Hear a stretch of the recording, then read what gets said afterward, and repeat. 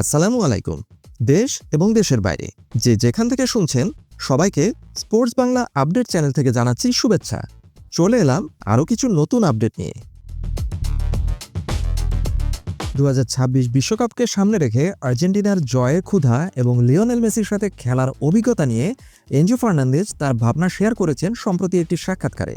কাতার বিশ্বকাপ এবং 2024 Copa America জয়ের পরও এই মিডফিল্ডার স্পষ্ট করে বলেছেন যে আলবিসেলেস্তেরা এখনও সর্বোচ্চ স্তরে প্রতিদ্বন্দ্বিতা করার জন্য ক্ষুধার্ত হয়ে আছে। সংবাদ মাধ্যম পর এল মুন্ডোকে এনজো ফার্নান্দেজ যে সাক্ষাৎকার দিয়েছেন সেটার বিস্তারিত তুলে ধরছি আর্জেন্টাইন ভক্তদের জন্য।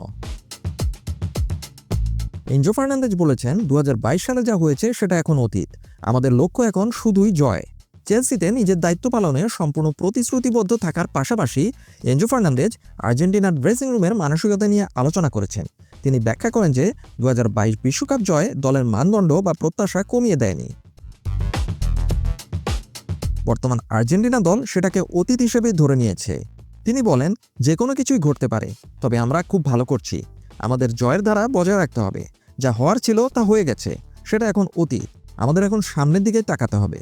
এনজো ফার্নান্দেজ জোর দিয়ে বলেন যে দলের শক্তি কেবল মাঠের ফলাফলে নয়, বরং খেলোয়াড়দের মধ্যকার গভীর ঐক্যের মধ্যে নিহিত আছে। তার মতে এটাই আর্জেন্টিনার ধারাবাহিকতার মূল চাবিকাঠি। কারণ আর্জেন্টিনা দল প্রচণ্ড ঐক্যবদ্ধ একটি দল। দলের 11 জনই মাঠে নামে জেতার জন্য। এনজো ফার্নান্দেজ বলেছেন, আমরা একটি অবিশ্বাস্য দল। আমি যেদিন প্রথম এখানে এসেছি সেদিন থেকেই সবার সমর্থন পেয়েছি। আমাদের দলের ঐক্য আপনি অনুভব করতে পারবেন। জাতীয় দলের শুরুর দিনগুলোর কথা স্মরণ করে এনজো ফার্নান্দেজ বলেন, যখন তিনি খুব কম আন্তর্জাতিক অভিজ্ঞতা নিয়ে বিশ্বকাপের ঠিক আগের দলে যোগ দিয়েছিলেন তখন কি ঘটেছিল। তিনি বলেন, আমি তখন খুব ছোট ছিলাম এবং সবকিছুই আমার কাছে নতুন ছিল। আমি সতীর্থদের অনেক সম্মান করি, কারণ তারা অবিশ্বাস্য মানুষ। তারা আমাকে দলের সাথে খাপ খাইয়ে নেওয়ার জন্য সাহায্য করেছিল। তিনি উল্লেখ করেন যে দলে থাকা অভিজ্ঞ খেলোয়াড়রা তাকে দ্রুত মানিয়ে নিতে অনেক সাহায্য করেছিলেন। অধিনায়ক লিওনেল মেসিকে নিয়ে কথা বলার সময় এনজো ফার্নান্দেজ বেশ আবেগপ্রবণ হয়ে পড়েন। নিজের প্রজন্মের অনেক খেলোয়াড়ের মনের কথা যেন ফুটে উঠল তার কণ্ঠে। তিনি বলেন, আমি আগে প্লে স্টেশনে তার সাথে খেলতাম, তার ম্যাচ দেখতাম, আর হুট করেই একদিন দেখলাম আমি তার সাথে অনুশীলন করছি। এটা সত্যিই অবিশ্বাস্য ছিল, ঠিক যেন একটা স্বপ্ন সত্যি হওয়ার মতো। 2026 বিশ্বকাপের লক্ষ্য কী?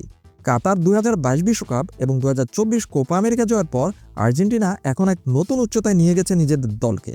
কিন্তু এনজো ফার্নান্দেজ পরিষ্কার করে দিয়েছেন যে এই শিরোপাগুলোই দলের সন্তুষ্টির জন্য যথেষ্ট নয়।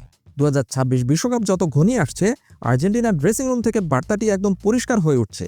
সেই বার্তাটি হলো, আর্জেন্টিনা দলটি প্রতিদ্বন্দ্বিতা চালিয়ে যেতে চায়, নিজেদের আরও উন্নত করতে চায় এবং এই জয়যাত্রা অব্যাহত রাখতে চায়।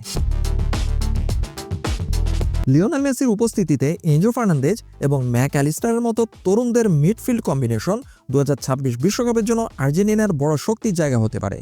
আর্জেন্টাইন ভক্তরা অবশ্যই চাইবে যে অধিনায়ক লিওনেল মেসি আরেকবার বিশ্বকাপ হাতে তুলে তার বর্নার্ডো ফুটবল ক্যারিয়ার থেকে অবসর নেবেন। আপাতত এ পর্যন্তই। সবাই ভালো থাকুন, সুস্থ থাকুন, নিরাপদে থাকুন, এই প্রত্যাশায় আল্লাহ হাফেজ।